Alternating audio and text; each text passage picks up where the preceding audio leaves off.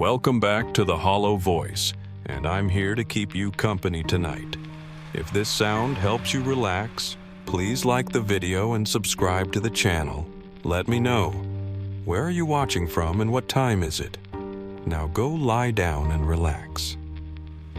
It is better to be a commander than a common man, since I have dipped my hands in muddy water and must be a pirate.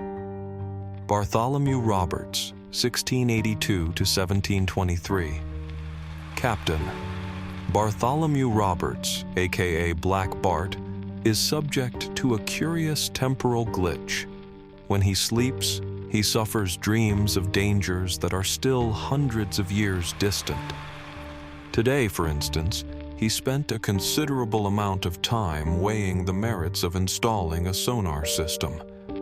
Although he knows the threat from submarines in 1721 is negligible, that last night he dreamed them and their deadly torpedoes seems justification enough.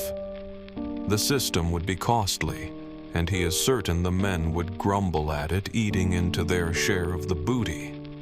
He understands this resentment and sympathizes more than his men may realize. But as captain, it is his job, nay, his duty, to imagine perils they will never encounter. They are 27 days out from Madagascar, and standing on the weather deck, Robert scans the seas for the telltale signs of the dark conning tower of U-boats cutting the waves like shark's fins. I don't like it. The first mate scratches himself, and Captain Roberts looks away discreetly. I don't like it at all. They stand shoulder to shoulder at the taffrail. Below, the surface of the sea is littered with the debris of a ship. Burned timbers, torn and charred sails, a shattered mast, smashed crates, long, unwinding bolts of cloth that float lazily on the surface like giant sea snakes, and an occasional body. Nothing is whole, as if every item, every stick, every body has suffered its own particular violence. Both men have, in the course of their careers as cutthroats, seen much destruction and death, and participated in more than their fair share of mayhem. But there is something different about this. There is a wantonness to it, a disregard for the code, as it were, that binds men of fortune together. It is just the sort of excuse his arch-enemy, the governor of Jamaica, has been waiting for. It is almost certain now that his long-standing request for additional Royal Navy ships will be satisfied. Captain Roberts knows this will cause him and his men no end of grief. The sea is slate gray and undulates slowly beneath a darkening, weather-filled sky. From time to time there is a hollow thump as flotsam fetches up against the hull. Pirating, Captain Roberts thinks, is a lonely business.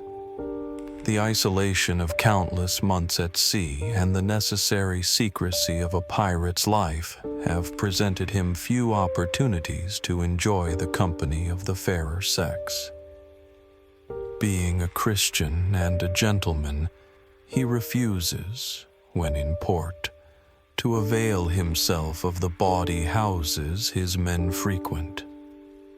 Yet, there are times. No, he reproaches himself. He could never bring himself to do that. Lately, he has been plagued by an idea which more and more occupies his thoughts. When he next seizes a vessel, he imagines assembling the women passengers on deck and passing a steely gaze over them, selecting the most beautiful to return with him to the royal fortune, his to ravage or free as he sees fit. Immediately he is shaken by the horror of this ungallant thought and quickly banishes it from his mind, its residue a burning shame. He makes a mental note to order his men to throw overboard the stacks of glossy magazines and unmarked video cassettes that litter their quarters. Still, he wonders, what harm is there in idle musings? She would have to be tall, he thinks, and fine-featured, with a proud bearing and spirited, fiery eyes. Of course he couldn't ravage her, but would treat her with the same respect and kindness he shows the governor, whom he kidnaps with regularity twice each year. And though she might be distraught and frightened at first, she would, in time, appreciate that he is not so much her abductor as her liberator. And with this must surely blossom feelings of respect, admiration, and who knows? The Royal Fortune encounters more wreckage strewn across the sea lane. They pass through the remains of a second and then a third vessel. And now it is a certainty these marauders have, as a matter of course, destroyed the ships and lifeboats of those they've attacked, for they have not encountered a single survivor. This is an unspeakably barbaric act, an unforgivable breach of pirate etiquette, and perhaps worst of all, bad for business. When word of this unseemly violence spreads, what merchantmen will not fight to the very last man? His own men have become withdrawn and fractious, staring tight-lipped at the sporadic signs of wreckage. He knows he must do something, and soon, for in their silence the captain senses a growing embarrassment in their profession.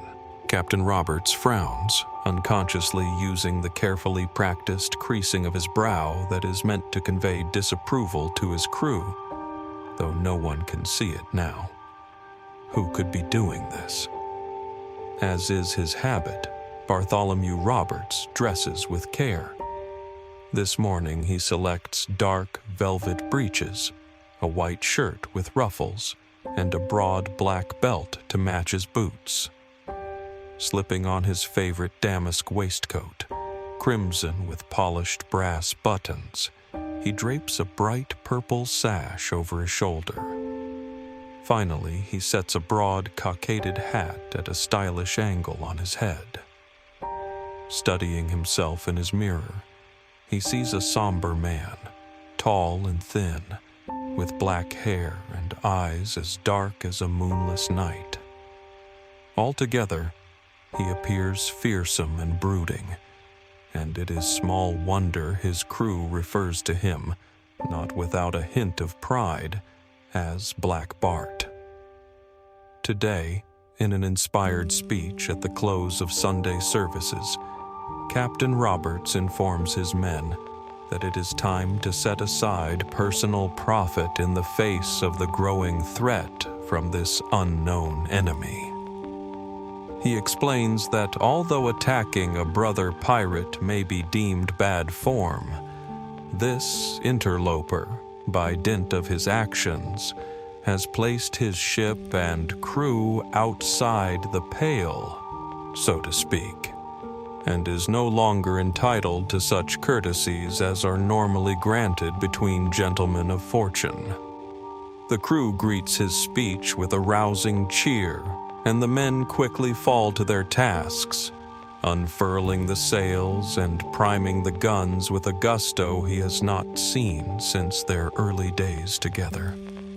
Above him, the sails snap and strain at their lines like tethered dogs, and the Royal Fortune cleaves sharply through the waves, moving swiftly to the hunt. Watching his men work this way, his throat constricts with pride. He could love them no more than he loves them this moment. He turns from them and gazes out to sea, struggling against the sentiment of a single tear. Captain Roberts is aghast. The governor's mansion is a charred ruin. The city streets are deserted.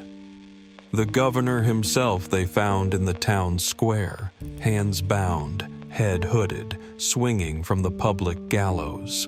Though he and the governor had been at odds over the years, Captain Roberts would never have wished such an ignominious end on him. Many a night the two had stood on the aft deck, the glowing tips of cheroots illuminating their faces with each indrawn breath as they discussed the state of the empire, commiserated over the difficulties of command, and squabbled over the terms of governor's ransom. It is a game they played, this fiction of enmity. The captain orders his men to cut down the governor and watches somberly as they drag his stiff-limbed corpse to a shallow grave. Things, he thinks, are out of control. A feeling of helplessness seizes him. This is a strange feeling, one he has, until now, never experienced save in the midst of bustling, landlocked cities, where the faceless, undisciplined masses surged around him like random swells. And, he suddenly realizes, in one other place, in the perfumed confusion and swirling skirts of sitting rooms in the company of women, when his tongue lay leaden in his mouth and his limbs grew unwieldy. Captain Roberts is wont, from time to time, to scale the mizzen mast and recline in the crow's nest. Though it strikes his officers as odd, they have learned it is better not to question the captain's actions. The crew, for their part, have become accustomed to seeing him there at irregular hours, in the early morning and late at night, and think no more of it now than they do the captain's frippery. The captain himself is not certain why he feels the need to ascend the mast. Perhaps, he thinks, it is because from this vantage he is reminded the sea is wide and holds many strange things, not the least of which is this tiny ship, a speck of men bobbing precariously in a fragile wooden shell. In the mornings, he finds it reassuring to watch the crew, just roused from sleep, move about their duties in the small, ordered universe of his vessel far below. They heave to beside a listing, burned-out galleon that incredibly remains afloat despite several gaping holes amidships. Had Hans, the sharp-eared pilot, not heard something, they might have passed it by, in pursuit of the cowards that have gutted it and left it to sink. "Oh, horror of horrors!" the men shout when they discover it is the weeping of a young woman, left to drown on the foundering wreck that has drawn the pilot's attention. With all possible dispatch, the captain has a boat lowered and sent to retrieve her. And when the woman is brought before him, the captain's heart falters. It is her, the one he has imagined. She is a startling beauty, dusky-skinned with flowing raven hair, full ruby lips, and wide, piercing eyes. Her dress is torn in several places and singed at its hem, and the captain's anger rises at the thought of any harm befalling her. "Who has done this to you?" he demands, barely in control of his rage. Her face colors, and she averts her eyes in such a way that the captain is sure his heart will burst. But she says nothing. Fighting back his anger, the captain again implores her. "Please, you must tell us. Who has done this to you?" Still, she remains mute. She shifts her weight from foot to foot uneasily, and her dress rustles, revealing tantalizing glimpses of flesh through its rents. "Do not fear me," the captain says. "I will let no one hurt you." There is a tug on his sleeve from behind. "Captain, sir," a voice whispers in his ear, What? The irritation is, his voice is, he knows, unwarranted, but it comes of its own accord. She can't tell you nothing. It is a large crewman with a cauliflower ear whose name he has forgotten, one of those whom he had sent to rescue her. She be a Spaniard, he says, and ignorant of the Queen's English. Captain Roberts frowns. That night, in honor of his guest, Captain Roberts has his men place a table and 2 chairs on the afterdeck. The table is covered with a sampling of his booty, the best Irish linen from Perth, plates of English bone china, delicate crystal goblets from Italy, and chased silverware from Persia whose polished surfaces reflect the stars burning in the heavens. Her name, he has discovered, is Ana Maria Guadalupe Isabel Urraca de Sandoval y Montero. The meal, despite the lack of fresh meat, is excellent, though the captain barely touches it. Instead, he watches the flawless lines of her face, head bowed demurely, the slight movement of her jaw as she chews morsels of food between rows of small, perfect teeth. She swallows. When, on occasion, she raises her head and their eyes meet, both look away in an embarrassed silence. Afterwards, without thinking, he asks, "Did you enjoy the meal?" But she only stares without comprehension and makes a little shrug. Later, when Isabella, how he has already come to love the sound of that name, has retired to her berth, the captain climbs to the crow's nest. In the darkness, when they run, as now, with lanterns extinguished, it is possible for him to believe that they lie there together, hand in hand, beneath the vault of the star-speckled sky. Not all pirates are so by choice. It's true. Roberts, once a pilot for an English merchantman, had simpler ambitions before being pressed into service by a pirate crew into whose hands his ship had fallen. He wished, history tells us, to be master of a schooner, to be respected and obeyed by his crew, to have a master's share of the profit, to own a captain's home by the sea, to love a beautiful woman, and to be loved in return. Ship ahoy! On the horizon, a vessel limps into view, tacking raggedly against the wind towards them. Behind her, she trails a coil of black smoke, a snake rising into the heavens. As she approaches, Captain Roberts, in an uncommon appearance on the foredeck, observes her through his favorite brass telescope. The ship is badly damaged, its main mast sheared, its rigging a tangle, tattered sails flapping loosely in the wind. Her starboard side bears an enormous scorched wound twice the height of a man, her timbers staved in just above the waterline. It is a miracle she is afloat. It is the Amity, Tew's ship, and Captain Roberts orders his men to stand down from the cannon. Roberts has met Tew before, once sheltering in the Madagascar from a storm, during which time the 2 pirates eyed each other warily, and the other when they had formed an uneasy alliance off the coast of India to pursue a rich, heavily armed French vessel. Tew is a formidable opponent, a stern and demanding leader, courageous in battle. Captain Roberts sees him not so much as an enemy as a competitor, though in the right circumstances he would as soon give him a broadside as a cheery wave.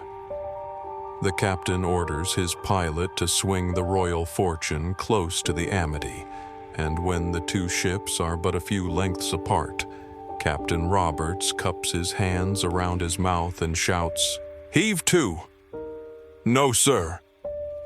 Tew shouts across the shimmering water that separates them, "I will not. The devil take me before I drop sail.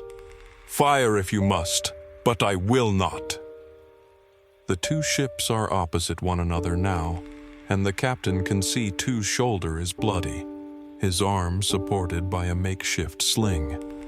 At his feet lie many wounded and dead. "What scurvy dog has done this to you?" Captain Roberts demands. The Amity has slid past him, and Roberts moves along the rail and down to the weather deck towards the aft of the Royal Fortune, attempting to stay in earshot. Tew shouts something in response, but a sudden crack of a sail obliterates his words. "Say again." "Bachelor's Delight." The captain is puzzled. The name is unfamiliar. "What are her armaments?" The Amity drives on, and only snatches of Tew's response can be made out. "Her crew pursued half a day. Do not trust." "What? What?" shouts the captain, but it is too late, for the Amity has passed, and Tew's words are torn from his lips by the wind and scattered to the sea. When in port, Captain Roberts stands on the forecastle deck as his crew disappear into the night. It is one of those rare occasions when he may be seen before the mast. The men believe it to be a superstition on the captain's part, though the truth is, were they not to see his solitary figure as they drifted towards the smoky taverns and ill-lit brothels, it is they who would be apprehensive, casting backward glances, uneasy at what this might portend. Alone at last, Captain Roberts retires to his cabin. Here he lights a lamp and, selecting a leather-bound volume from his shelf, sits in his favorite chair to read seafaring adventures. He enjoys these times, when the trials of his command are forgotten. Despite what he believes to be an unfair bias against his calling, these accounts greatly interest him, and he secretly pulls for the pirate captains, though he knows they must always lose in the end. Yet he cannot help but hope. "You just never know," he says to himself. "You just never know." Her name, Bachelor's Delight, is painted in bright red letters above the stern windows. She is a small, innocuous vessel with minimal armaments, only bow and stern cannon, swivel-mounted and of small bore, laboring under half sail, pushing towards the Americas, and if she is concerned about the truculent ship that closes rapidly on her, she shows no sign. It boggles Captain Roberts' imagination how this ship could be the author of such destruction. He taps his chin, eyeing the Bachelor's Delight, not yet calling his men to arms.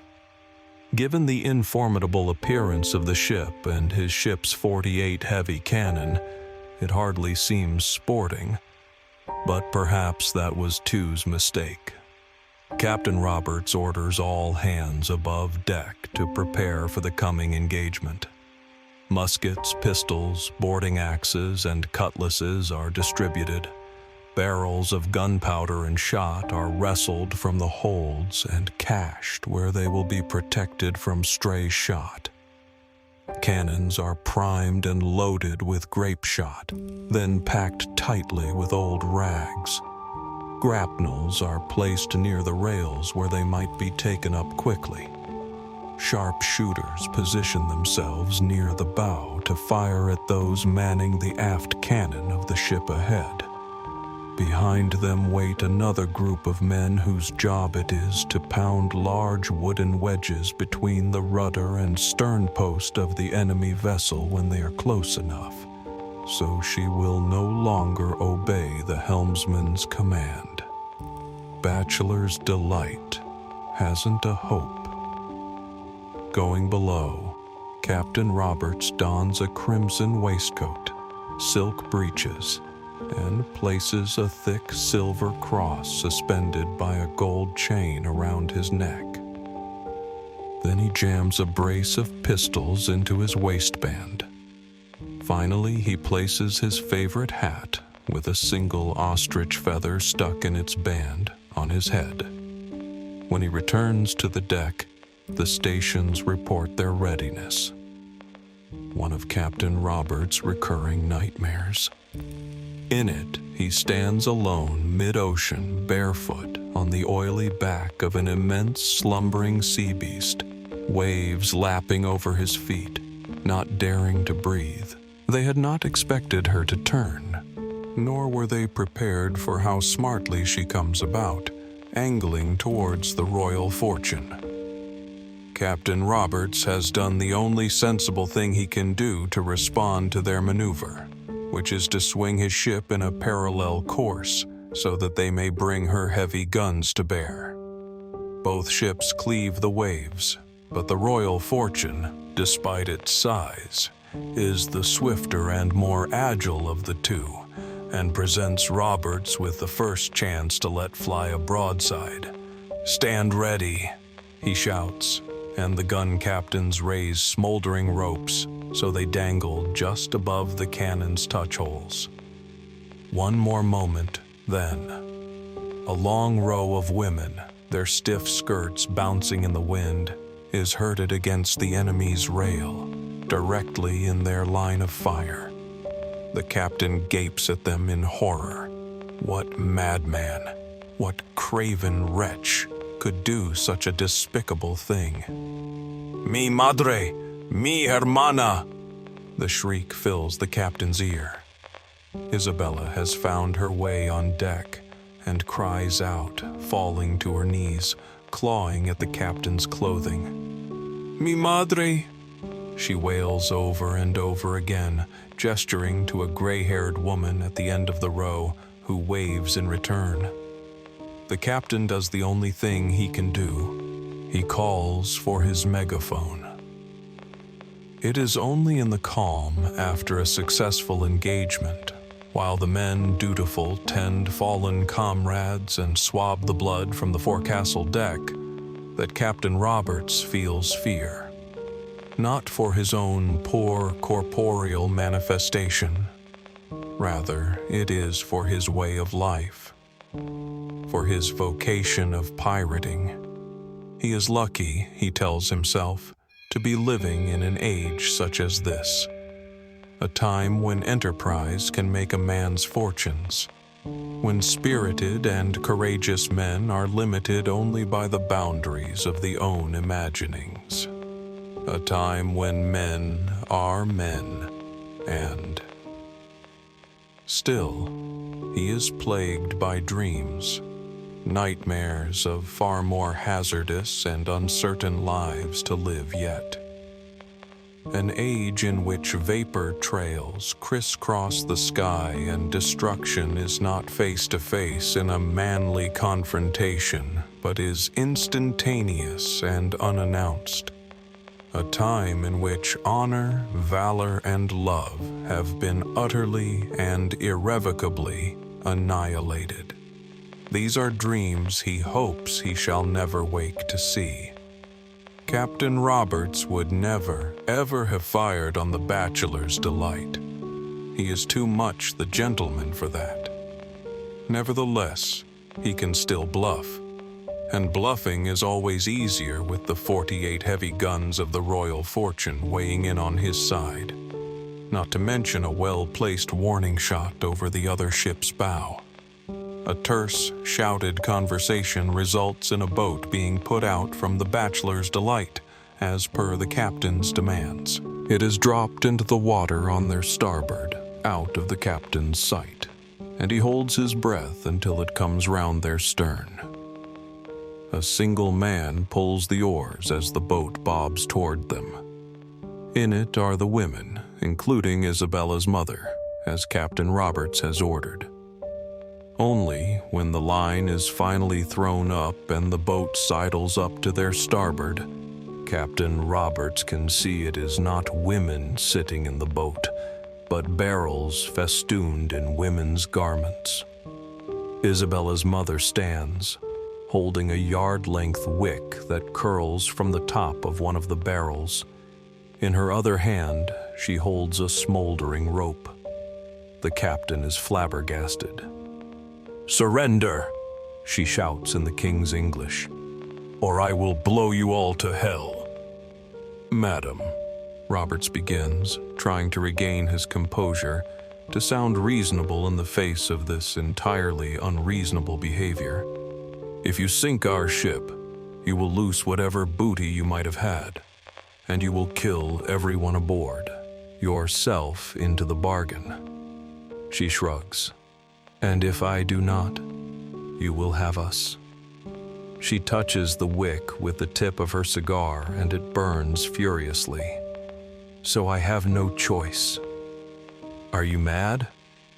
Captain Roberts flaps his hand back and forth ludicrously, like he is trying to wave out the hissing wick from this distance. Already 1/3 of its length has been consumed. No, she is not. It is Isabella, whose English has taken a sudden turn for the better. It is the world that has gone mad. Captain Roberts looks from her to the wick, which has burned to within a foot of the barrel, then back to her. Isabella's cheeks are flushed and her eyes are ablaze. She is beautiful beyond words, and the captain knows in that moment she would kill them all without a second thought. "Well?"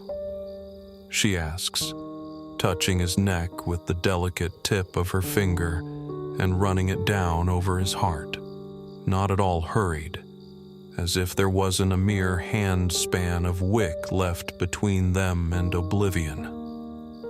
"Ah, the famous Black Bart." Roberts sits across from a pale young man in the belly of the Bachelor's Delight. The lad's voice is high-pitched, and a smirk plays at the corner of his lips. To his right sits the woman Isabella. "I wish to speak to your captain," Roberts says flatly. He has been led blindfolded to these quarters and is still smarting from the indignity of his defeat and his subsequent treatment. Even so, he has resolved that, despite the risk to his own person, he will not, nay, cannot, let this craven use of women pass unremarked. "You are speaking to the captain," the young man replies curtly, and with a small twitch of irritation, as if it is a slight to which he has become accustomed. "What is it you wish to say?" Captain Roberts can barely conceal his surprise and shifts uncomfortably in his chair. Can he have been defeated by this slip of a lad? "You, sir," he says, mustering his greatest disdain, "are a coward." "And you, sir, are a dandy," the lad replies, uninterested. Captain Roberts blinks. He adjusts the rakish angle of his hat, which suddenly seems askew, and the feather momentarily dips into his sight. The boy leans forward. "And do not call me sir. I am a woman. We allow no men to serve on this ship." The captain is nonplussed. He opens his mouth, but no words emerge. No men? And a woman in a man's clothing, the captain of a ship. Absurd. "I am Mary Reed." She nods at Isabella. "And this is my co-captain, Bonny." The two women smile at one another, and join hands in an unconscious, familiar gesture. Now then, back to business. She releases her compatriot's hand and clasps her own on the table. Will you negotiate? Negotiate? What is there to negotiate? Under Isabella's supervision, they have already emptied out his ship's magazines and holds, then rowed the booty over to the Bachelor's Delight. All the while, Isabella's mother, or whoever she might be, stood ready by the wick. We've nothing left. Do you value your men's lives so little? His men's lives? Roberts is taken aback. What new monstrosity is this? But we surrendered. It is tradition that the victor may press defeated sailors into service, as Roberts had been pressed. But the others you always released, either on their own vessel if it was still seaworthy, or at the next port of call. To kill them went against all the rules of civilized engagement. My God, woman, you cannot. This is outrageous. Outrageous? Mary's eyes blaze. You are far luckier than you know, Captain. Normally, it is against my nature to negotiate surrender. If I were to have my way, we'd have set sail by now. Roberts knows from the way she says it that she means they'd have scuppered his ship, consigning him and his men to the bottom of the sea. You are mad. Balling her fists, Mary stands. Roberts rises to meet her. To the side, Anne clears her throat meaningfully. Mary glances at her, piqued, but reclaims her seat. Very well, she says, turning back to Roberts, who still stands. Dandies are not to my taste, she says dismissively. Alas, Mary has a weakness for your sort, so here it is. In return for the lives of you and your crew, we have just one demand. Something in the nature of a personal service you may render my co-captain.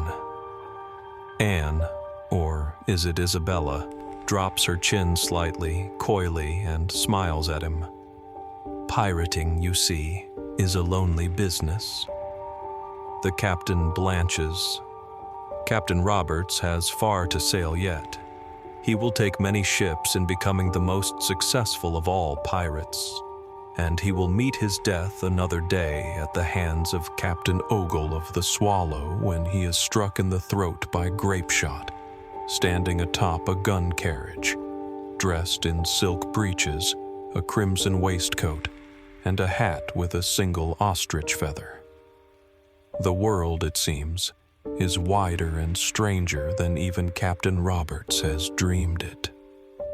True to their word, they leave in the middle of the night, dumping him unceremoniously in his small launch, weighing anchor and running up every inch of sheet they have.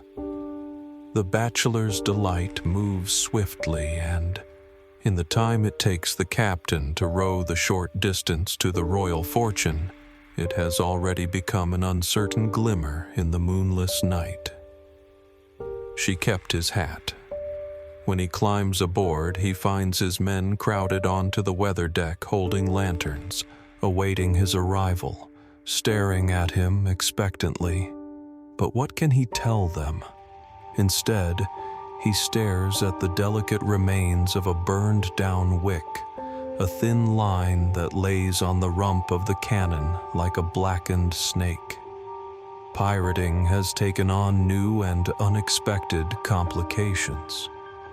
The old rules are no more substantial than the ashes he presses beneath his thumb, a black smudge of empty promises.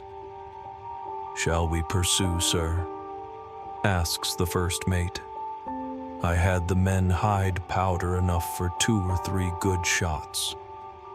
He considers this possibility, feels an inexplicable yearning lodge behind his breastbone like a fragment of swallowed shot. Pursuit, he thinks, but perhaps not for the reasons the crew imagine. And should they close, what then? No, he tells them, shaking his head.